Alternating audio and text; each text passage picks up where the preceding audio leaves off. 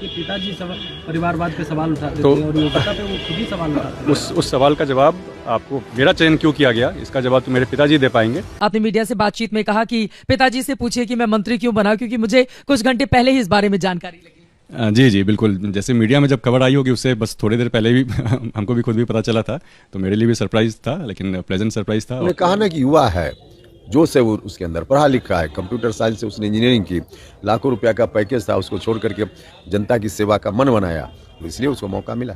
हाँ भाई, तो दीपक कुशवाहा जो कि उपेंद्र कुशवाहा के बेटे हैं, वो कंप्यूटर साइंस से विदेश में इंजीनियरिंग कर रहे थे और फिर वो बिहार आते हैं। जिस दिन Nitish Kumar as a CM 10वां बार शपथ ले रहे थे, उसी दिन उनको मंत्री का पद दे दिया गया और मंत्री बनने से 2 घंटा पहले उनको खुद पता चला कि हम मंत्री बनने वाले हैं। तो भाई इस बात से जनता पूरा खीन है, जनता पूरा नाराज है। तो सबसे बड़ा बात है कि गलती है किसका, आखिर गलती कौन किया? जो बिना चुनाव लड़े उनको मंत्री बना दिया गया।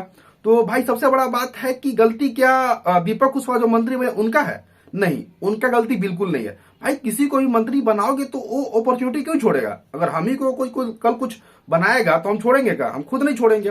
तो गलती उनके पिता का है, उपेंद्र कुशवाहा का नहीं, उनका भी गलती नहीं है। भाई हर बाप चाहता है कि उसका बेटा उससे भी ज्यादा कामयाब हो, तो वो अपने बेटे के लिए सिफारिश किए होंगे और फिर मिल गया, तो भाई वो तो अच्छा बात है ना। हर बाप के लिए फिर तो अच्छा फीलिंग होता है अपने बेटे को ज्यादा कामयाब देखने के लिए।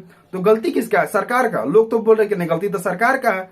तो भाई हो सकता है गलती सरकार का ही है, क्योंकि बिना किसी को चुनाव लड़ाए आप मंत्री नहीं बना सकते, और जो डिजर्विंग है आप उसको नहीं बनाए। लेकिन क्या गलती सिर्फ सरकार का है? सरकार के साथ साथ और किसी गलती नहीं है।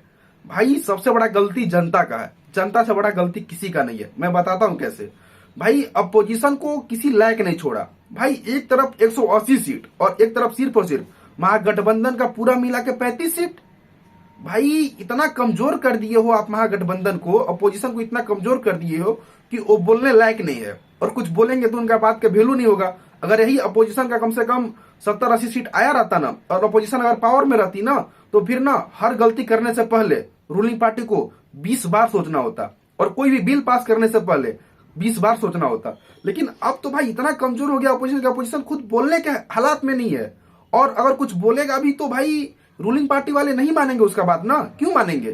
क्योंकि उसका कहीं साइन होने की किसी जरूरत ही नहीं पड़ेगा, उतना जरूरत ही नहीं पड़ेगा, क्योंकि अपना ही सीट में इतना लोग भरे पड़े हैं कि किसी के बात का उन लोगों को फर्क ही नहीं पड़ेगा। अब 5 साल उन लोगों को पूरा मनमानी चलेगा। मनमानी एज अ मीन्स कि उन लोग जो चाहेगा सो करेगा। तो भाई जब आप वोटिंग करने गए थे तो आपको ध्यान देना चाहिए था ना कि सरकार बैलेंस का बने।